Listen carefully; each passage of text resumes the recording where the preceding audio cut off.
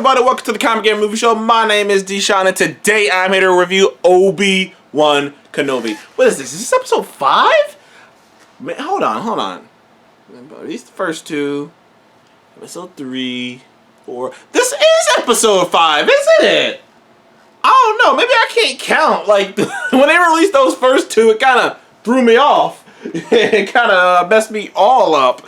But, is this episode 5? Hold on. Like, I feel so stupid right now. I was just like, wait a minute. Is this episode 5? Is this OBI WAN KENOBI episode 5? Or is this 4? No, that's episode 5. Oh, damn, this shit's almost over, man. This shit is almost over. Okay. Anywho. OBI WAN KENOBI episode 5. So this episode,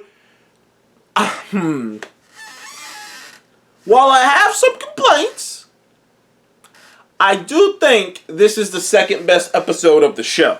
We really got some nice reveals. We got some nice, there was some great stuff. We finally got to see Hayden Christensen, is it Hayden Christensen? I always say Hayden's name. I always say Hayden's name wrong. But we finally got to see Hayden do something because he hadn't really been doing anything in the movie. Like he'd been doing the Darth Vader stuff, but like it's like, well, I mean,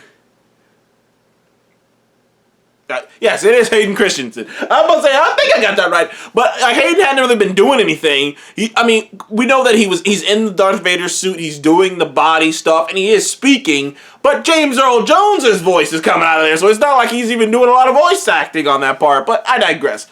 We got to see him. It was a flashback to when he was a Padawan. Now, this sequence was pretty bad. Not bad. Okay, no, it wasn't bad. But the fact of the matter is, like, it's been a while since Attack of the Clones. Like, it's been a while. Neither Ewan McGregor and Hayden do not look like those guys anymore. They're seasoned now. And instead, like, I'm thinking they're gonna use some de-aging technology. Because it starts off with Anakin with his back turned. I'm like, okay, they're gonna use some de-aging technology. They're gonna use some of that MCU de-aging. No, they don't do that. It appears like it's just Ewan McGregor and Hayden Christensen now. And when you see, like, and to be fair, Hayden looks great. Like, Hayden looks great. Like, I don't know how old Hayden is, but he doesn't look a day, but he looks great for whatever his age is.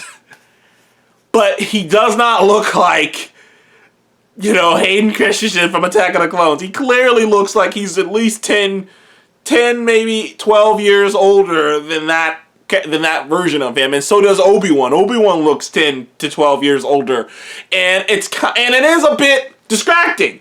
Now, the actual sequence and whatnot is cool because it's supposed to be Obi-Wan showing that he understands Anakin's mind better than anyone else, and he understands how he operates and how he's gonna move and how he thinks better than anyone else because he trained him, and that's what the sequence was about, and it really did a great job of that.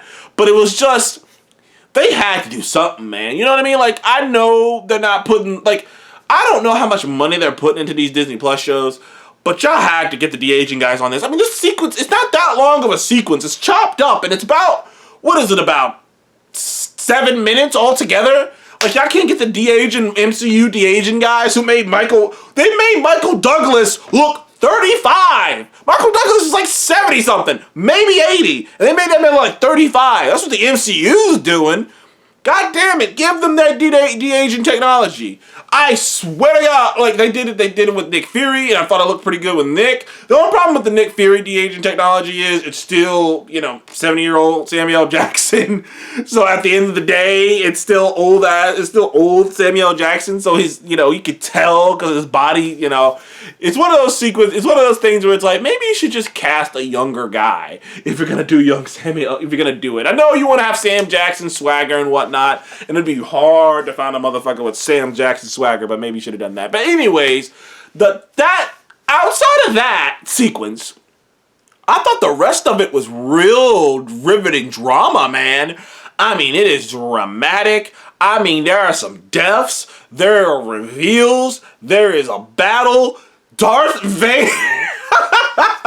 I tell you, man, this show has made Darth Vader is already an icon. Depending on who you're talking to, he's the greatest villain of all time in film. He's the greatest film villain of all time. He's definitely in the top 10. Let's put it that way. He's an icon. He's badass. The black, the suit, the lightsaber, the breathing, the voice. James Earl Jones' voice. But, between Rogue One and some sequences in this, and, sequences in, episode, what was it, 4 or 3? I think it was... Was it 3? Whatever. Sequences in one of those episodes where he was dragging motherfuckers out of their houses and choking them in the air and just snapping necks and dragging Obi-Wan through fire and shit. Between all that and this shit where he just screamed... I didn't know he was... I did. If you read the books, if you play the video games, you know fucking Darth Vader is pretty fucking powerful. But to watch him stop a ship in mid-launch, just stop that motherfucker and rip that bitch to the ground and then start ripping it apart. I was like, God damn. I didn't realize he was that strong. That was scary, man. I'm not gonna lie to you guys. That was scary powerful. And for a brief moment when that sequence happened, I completely forgot that this is a prequel, that I already know he's going to survive, that I already know certain characters. Aunt Leia's going to survive, Obi-Wan's going to survive. I already know all this. For that brief moment, I was like, yo, that's scary, man. And then he has a fight sequence, which he does with ease. It's just like, yo, this dude is really fucking powerful, man. He's scary, dude. It's man, you really, I will, if there's nothing else to be said about this show, is that it made Darth Vader the scariest he has ever been, other maybe than in some comic shit. But most people haven't read the comics. Most people haven't read the expanded canon novels or non-canon novels. But most people haven't read all that shit, so most people wouldn't know. But my God, he's scary. He's scary. And there's some great stuff with Obi-Wan. There's a nice reveal around Reva. You find out some things about her. One thing that people thought was a plot hole some people guessed this, but something happens that you guessed. But overall, from a dramatic standpoint, from an action standpoint, this was the best. This was the second best episode. I'd say probably after the first. It was real high octane. It was real go. There are some little details that maybe I can complain about, but it's nothing that big of a deal. I'm just having a good time. It's like the Book of Boba Fett too, where I'm just and no, this is better than the Book of Boba Fett. But I'm just having a good time, so many people are just they're just kind of looking for shit. Not they're looking for shit, but they want this perfection. You know what I mean? They want this perfection. Cause it's funny because when The Mandalorian came out, so many people were they were criticizing the shit out of it, and I never got it. I was always just I don't know, man. I'm enjoying myself. Seems like most people are enjoying themselves. It got nominated for Best Drama 2 years in a row. So I'm clearly people are enjoying themselves. I'm enjoying myself. We're having a good time. Damn, okay, it's not this, it's not that, it's not, I'm disappointed because I wanted it to be the best thing I've ever seen. I'm bro, calm down, man. It's still a fun show. It's still a great Star Wars show. It's still a fun Star Wars show. Is it this masterpiece that some people had in their brains? No. And I would even say, although I'm having a great time with it, I don't think it's as great as I thought it would be. I thought it would be oh, this is next level shit. You got Deborah Chow. I think they got John Williams. No, don't quote me on that one. I'm not sure. I think they got Williams to come back and do the score for this. So they got Deborah Chow. They got the original Star Wars composer. They have a lot. They got Ewan McGregor back. They got Hayden Christensen back. They have a lot of things going for it. But it does seem like, at least as far as I can tell, it does have a smaller budget. Not a total smaller budget, but maybe it does have a small... maybe it's how they're using it. I don't know. but it feels like it has a smaller budget than The Mandalorian. Not like a massively smaller budget. There's some stunning sequences, but it's not quite as cinematic. Like The Mandalorian feels cinematic. It feels like you're watching a Star Wars movie.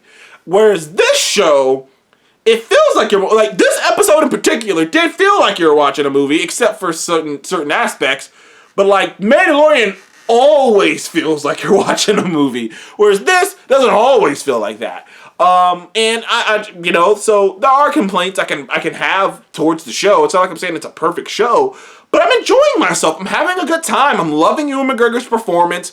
I'm enjoying the new characters. I'm particularly having a great time with young Leia. I think she's very spunky, and it makes even when you watch the original trilogies again, it'll make that have even a little bit more juice to it. Like, I'm just, I'm having a good time. And this episode in particular really played up a lot. So I give episode 5 of Obi Wan Kenobi an 8 out of 10. And if you guys enjoyed the Comic Game Movie Show, please like, subscribe, and I will see you guys on the next one. Goodbye.